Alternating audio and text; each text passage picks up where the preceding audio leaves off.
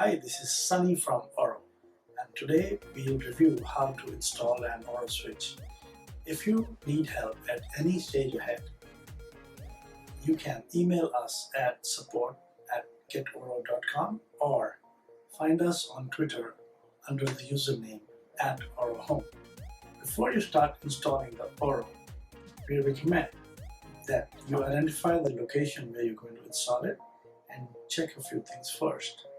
Orro works with many of the light bulbs you already have, including LED, incandescent, halogen, CFLs, as well as low voltage lighting systems.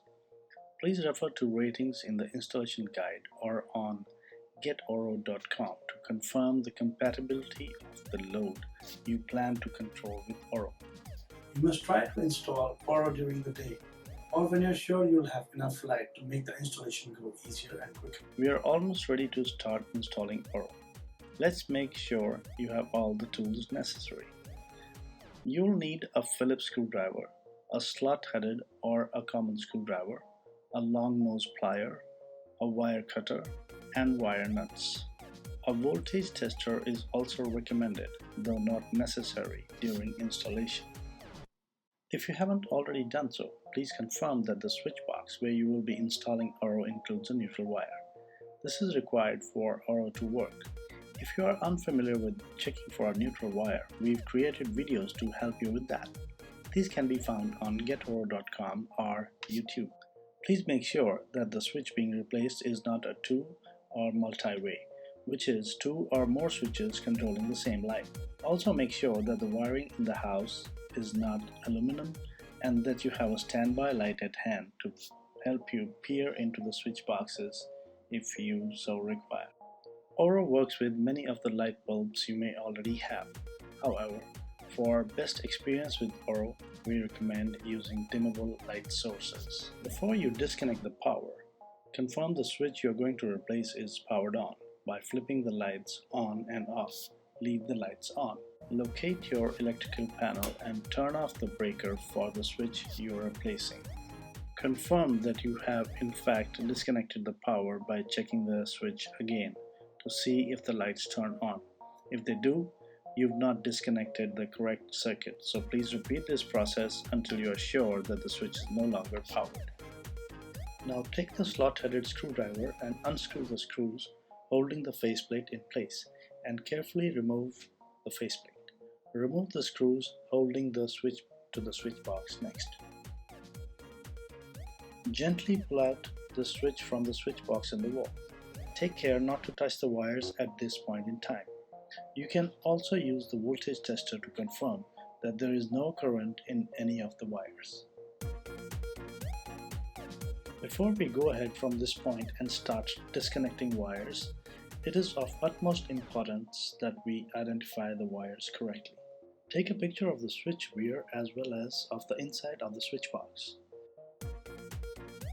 Wires are color-coded and a green or bare copper is the ground wire. Label it as such. The line-in or simply line wire is the wire which gets current to the switch. It is black in color and will be found attached to the lower screw on the switch.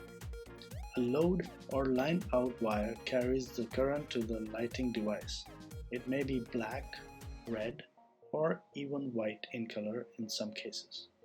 The most critical is to find the neutral wire, which will normally be white or off-white in color. The method to find this wire is given out in a separate video. This wire will be attached to your existing switch in case it is a smart switch, or will be tucked in at the back of the switch box in case you have an analog switch in the switch box. Take out the extension wires from the packaging along with the wire connectors. Attach the connectors to the wires in the switch box and then connect these to the extension wires. The black wire connects to the line, red connects to the load, green connects to ground, and white connects to neutral wire. Insert the free end of the extension wires into the color-coded slots provided at the rear of the switch.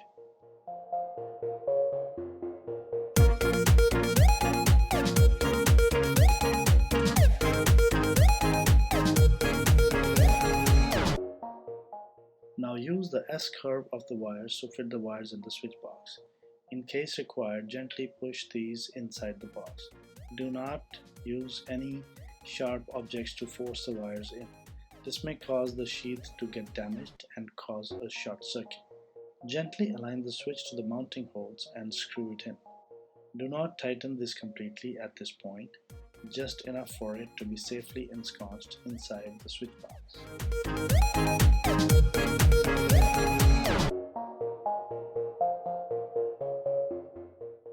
Turn on the circuit breaker from the main instrument panel and check that the switch screen powers up, and after about 5 to 10 seconds the lights also come on. If the screen does not power on, the line and load wire may need to be swapped. Turn off the circuit breaker and go back to the switch location. Unmount the switch and connect the line and load wires correctly. Turn the circuit breaker on. The switch should power on now.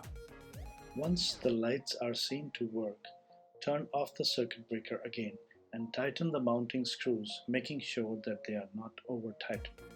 Fix the new faceplate using the screws provided and turn the circuit breaker on. Your switch is ready to make sure you never think of your lights again. Finally, download the app from the App Store and follow the steps on your phone to set up the switch as required. Happy lighting!